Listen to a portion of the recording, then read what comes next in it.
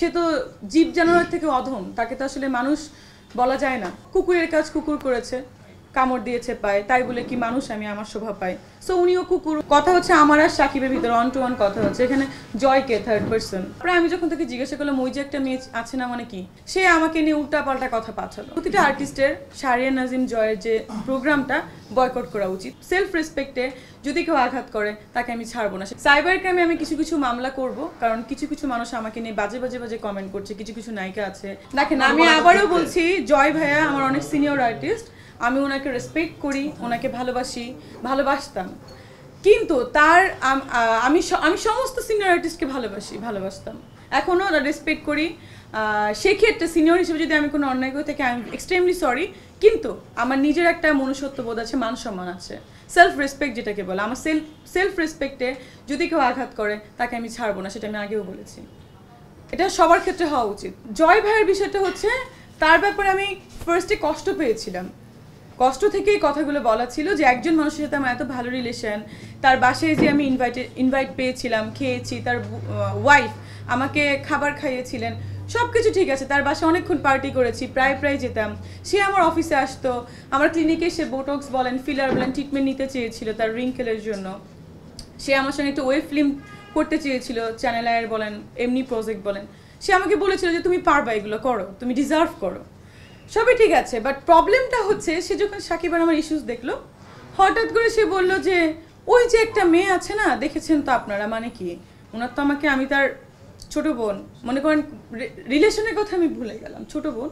সে আমাকে বলতে পারতো যে আমাদের একজন আর্টিস্ট আছেন মিষ্টি জান্নাত, তাকে দেখলাম সাকিবের একটা ইস্যুস নিয়ে, তো এইভাবে কিন্তু বলতে পারতো কথাটা। সে না বলে ওই যে একটা মেয়ে আছে না, এটা কোনো প্রয়োজন ছিল না। তারপরে আমি যখন তাকে জিজ্ঞাসা করলাম ওই যে একটা মেয়ে আছে না মানে কি, কিছু মানে আমার ভাই ব্রাদারকে দিয়ে জিজ্ঞাসা করলাম, সে আমাকে নিয়ে উল্টা পাল্টা কথা পাঠালো।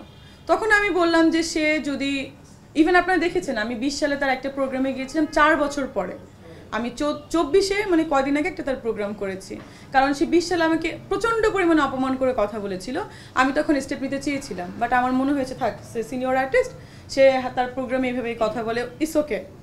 বাট সে কিন্তু অনেক বাজেভাবে কথা বলে। আপনারা দেখেছেন যে আমাদের প্রতিটা শিল্পীকে নিয়ে সে কীভাবে কথা বলে। শুধু তো শিল্পী না, দীপজল ভাই একবার তার এগেনস্টে অ্যাটেম্প নিয়েছিল, মৌসুমী আপু সানি ভাইয়া তাকে মারতে গিয়েছিল, থাপ্পড় দিয়েছিল। তারপরে বাপ্পি একবার বলেছিল আপনি বেয়াদব।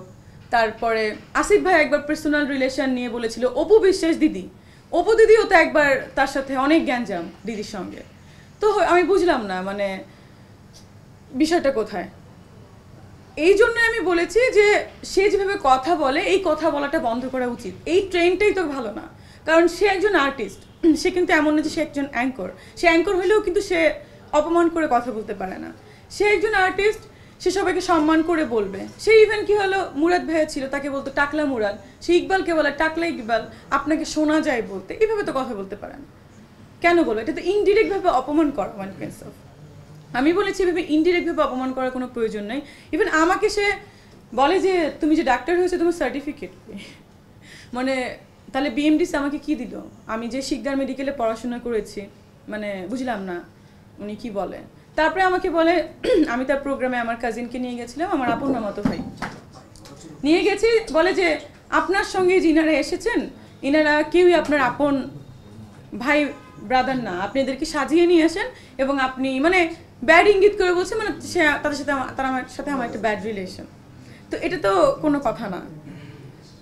এই ব্যাপারগুলো নিয়ে আমি আসলে প্রতিবাদ করতে চেয়েছি, এবং আমার মনে হয় প্রতিটা আর্টিস্টের শাহরিয়ার নাজিম জয়ের যে প্রোগ্রামটা বয়কট করা উচিত। এবং অলরেডি আমি অনেক সিনিয়র আর্টিস্ট আমাকে ফোন করেছেন, তারা বলছে খুব ভালো একটা অ্যাটেম্প নিয়েছো তুমি, শিল্পী সমিতি, অভিনয় শিল্পী সংঘ, এগুলোর ক্ষেত্রে চিঠি দাও। আমি অলরেডি লেটার সাবমিট করে দিয়েছি, এবং তারা বলেছে তারা যে কোর্টেও তুমি ব্যবস্থা নাও এই প্রোগ্রামটার জন্য, একটা রিট জারি করে। কিন্তু আমি প্রোগ্রামটা যেহেতু একটা সুনামধন্য চ্যানেল আয়ে আমার খুবই কাছে, সাগর ভাই খুবই ভালো মানুষ, বাট আমার কথা হচ্ছে যে এত বড় একটা চ্যানেলের ব্যানারে সে যদি মান সম্মানটা নষ্ট করে, তো চ্যানেলের মান সম্মান নষ্ট হচ্ছে। তো যাই হোক, আমি চ্যানেলের ব্যাপারে কোনো কিছু আমার প্রয়োজনই নেই, প্রোগ্রামটা বন্ধ করারও আমার কোনো প্রয়োজন নাই, কিন্তু আমি চাই যে সে এইভাবে কথাটা না বলুক কারোর সঙ্গে। এটা কিন্তু সেলফ রেসপেক্ট নষ্ট হয় মানুষের। আপনি কি আগে জয়ের বিরুদ্ধে ব্যক্তি জয়ের বিরুদ্ধে কি আপনি কোনো অ্যাটেম্পে যাবেন কিনা, আপনি কোনো মামলা করবেন কিনা? আমি এখনো ব্যক্তি জয়ের বিরুদ্ধে মামলা করব কি করব না সেটা আমি জানি না। আমি আগে শিল্পী সমিতিতে দিয়েছি, শিল্পী সংঘতে আমি দিয়েছি। আমার লয়ারের সাথে আমি কথা বলেছি, অলরেডি তারা সব documents and papers collect and ready করেছে। সাইবার ক্রাইমে আমি কিছু কিছু মামলা করব, কারণ কিছু কিছু মানুষ আমাকে নিয়ে বাজে বাজে বাজে কমেন্ট করছে। কিছু কিছু নায়িকা আছে, কিছু কিছু মডেল আছে, কিছু কিছু প্রমোটার আছে, তারা না জেনে জেনে আমাকে নিয়ে কমেন্ট করছে এবং বাজে বাজে কথা লিখছে। সেটাও আমি আসছি, এইগুলো আমি রেখেছি, এটা আমি সাইবার ক্রাইমে ডকুমেন্টস করে রেখেছি। আমি এটা মামলা করব, এটা কনফার্ম। মামলা না করলেও তাদেরকে যেন এগুলা ডিলিট করার ব্যবস্থা করতে বলা হয়, সেই জিনিসটা। মামলা আসলে আমার খুব অপছন্দ। যদি মিউচুয়াল হয়ে যাওয়া পসিবল হয় সবাই মিলে, কারণ দেখেন বাংলাদেশ খুব ছোট, আমাদের ইন্ডাস্ট্রিটাও খুব ছোট, তো মনে হয় যে মিউচুয়ালি আসাটাই বেটার। কিন্তু জয় ভাই এভাবে যেন কথা না বলে, তার প্রোগ্রাম যদি এভাবে কথা বলে সমস্ত আর্টিস্টের বয়কট করা উচিত।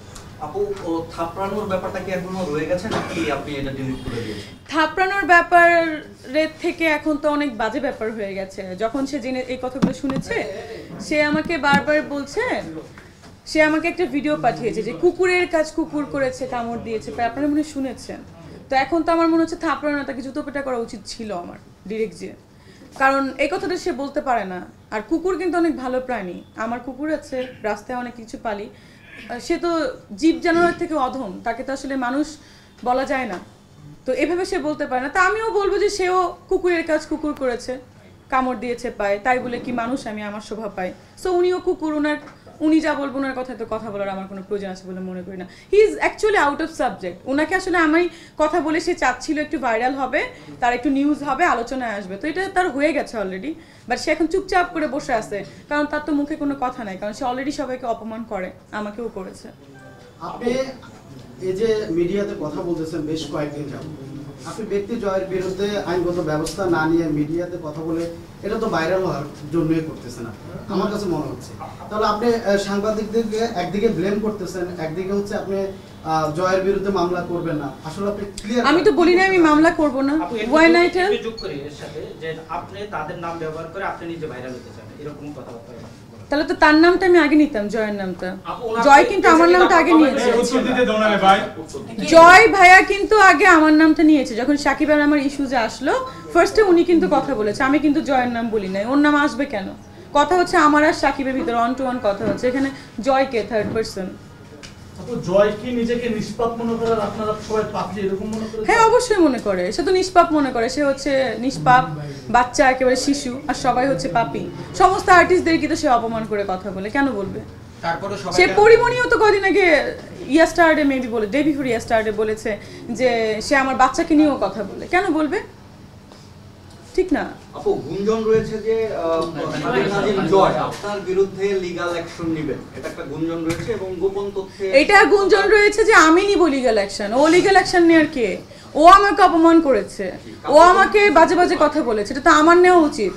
আমি নিব কি নিব না বা নিয়েছি কিনা সেটাও তো আপনারা জানেন না, ঠিক আছে? বিষয়টা কিন্তু ওখানেই।